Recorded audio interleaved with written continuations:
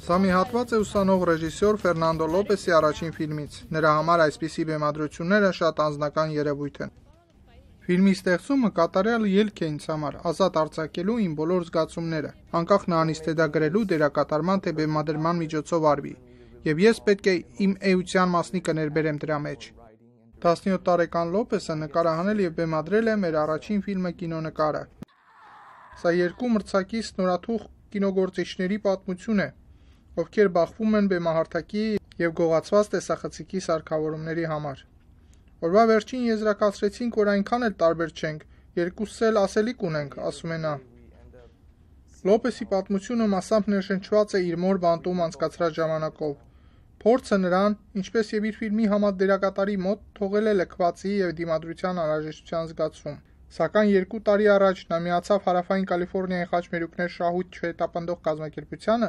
որը օգնում է բռնությամբ լեցուն համայնքներից դուրս եկած երիտասարդներին ձեռք բերել անհրաժեշտ հմտություններ եւ գտնել կարիերայի զարգացման ուղիներ։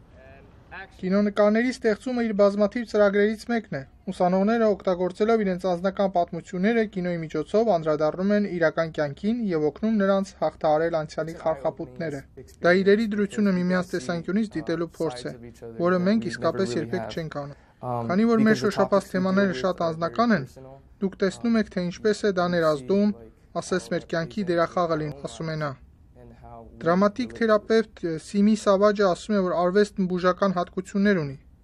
Սակայն նա ասում է, որ անցյալի զգացողությունների արծարծումը կարող է վտանգավոր լինել առանց մասնագիտական ուղղորդման։ Օրինակ, երբ աշխատում ես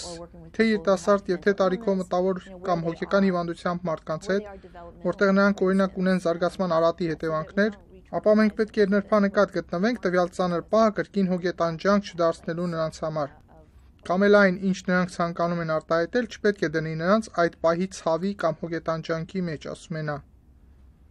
Անցած ուսանողական ֆիլմերը անդրադարձել են ահաբեկմանը, ավազակությանը, ընտանեկան բռնությանը, ինքնասպանությանը, անօթևանությանը եւ բարեկամությանը։ Հարավային Կալիֆոռնիայի խաչմերուկներ ընկերության գործադիր տնօրեն Պաուլ Քարիլիոն ասում է, որ սա մի ծրագիր է, որի կարիքը ունեին իր հին հարևանության դեռահասները։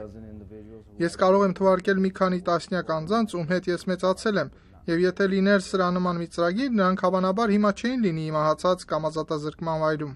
Լոպեսի եւ նրա դասընկերների կողմից ստեղծված ֆիլմերը ցուցադրվել են Հարավային Լոս Անջելեսի հանրակրթական դպրոցներում, որպես դեռահասների ապաքինմանը օգնելու միջոց։ Տիգրան Մարտիրոսյան, Ամերիկայի ձայն, Վաշինգտոնից։